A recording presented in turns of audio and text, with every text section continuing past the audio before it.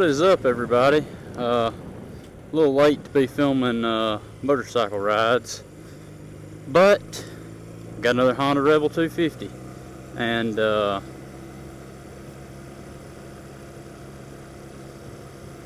these things are super quiet, and I didn't want that woman to think I was talking to myself. So we got another Honda Rebel 250. I indirectly kind of teased that this was happening by making that little history of the Honda Rebel 250 video that I made. I say indirectly because I made absolutely no mention of the fact I was getting another one. And this is like Honda Rebel number 3 or 4 for me. Bought multiple of them over the years to tinker with and then kind of flip, and this one's probably going to be no different, although this one, this is the cheapest I've ever paid for one, and it's also in the worst shape. Mechanically it is fine in every way, shape, form that I can tell. The only exception being the rear brake seems virtually non-existent, but I haven't adjusted that yet, so that's probably the issue. But yeah, mechanically everything seems on the up and up on it. I'm gonna do a little oil change on it tonight. Take all of 1 quart of oil to do, if memory serves correct. Maybe a quart, 1.2 quarts or something, I don't know. And get that done on it. I just went and filled it up with gas and plan on riding it to work tomorrow, so I got to get back home, get in the garage, and kind of button up a few things on it and make sure that it will get me there and back to the best of my knowledge. What else? So like, I've already done a few small things, adjusted the bars. They were rolled terribly far back, which I think every Rebel I've ever bought, the bars have been rolled really low. Granted, it is a beginner bike, and it is the first choice for a lot of short riders and or women, generally short. So, but now that I think about it, every Rebel I've ever bought, the handlebars have been rolled back kind of far. You can't roll them too far forward, because then they stick like up in the air as you roll them forward, which is looks awful and feels horribly uncomfortable. But you can roll them forward a little bit, and that helps that. I've got a set of fork tube spacers that I will probably not throw in tonight, but I added preload to the last Rebel that I had and flipped, and I've still got some little spacers I made at work, so I will throw those in there at some point.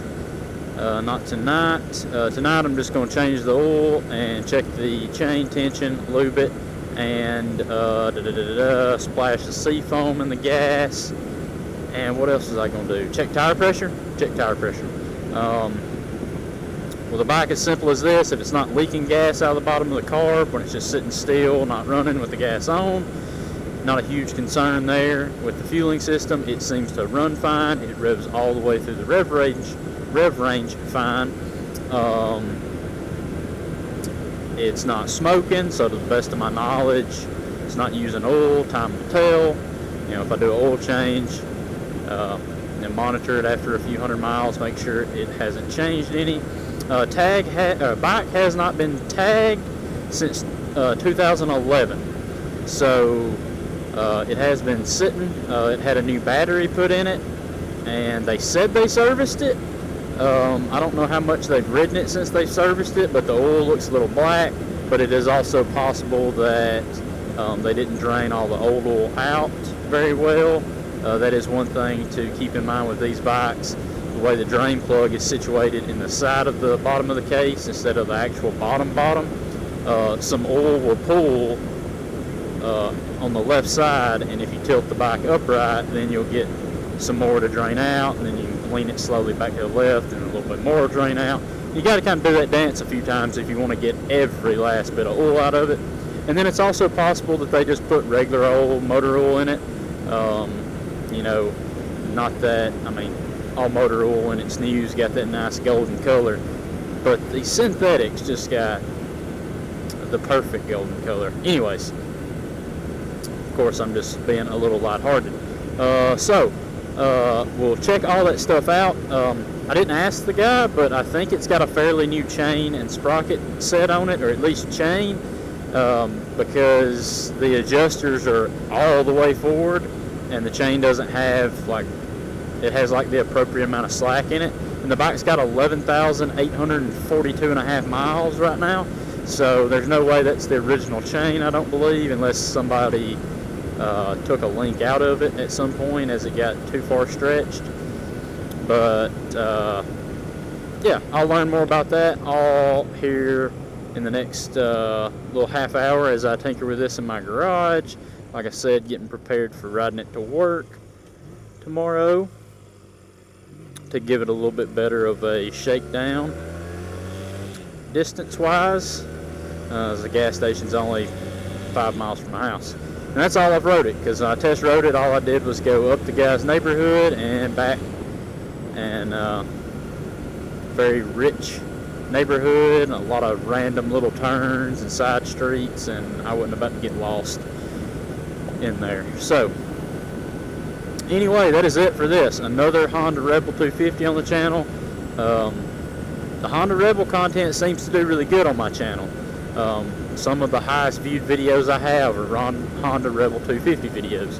So don't really know the reason for that. I feel like probably because there's not a lot of YouTubers that do that much on them.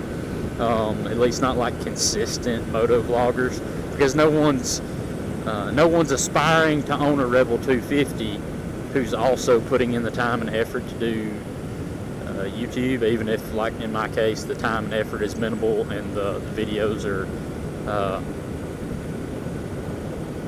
subpar at best, but watchable. You know, most people have, by the time they start messing with any kind of filming and YouTube, they've moved on to other bikes.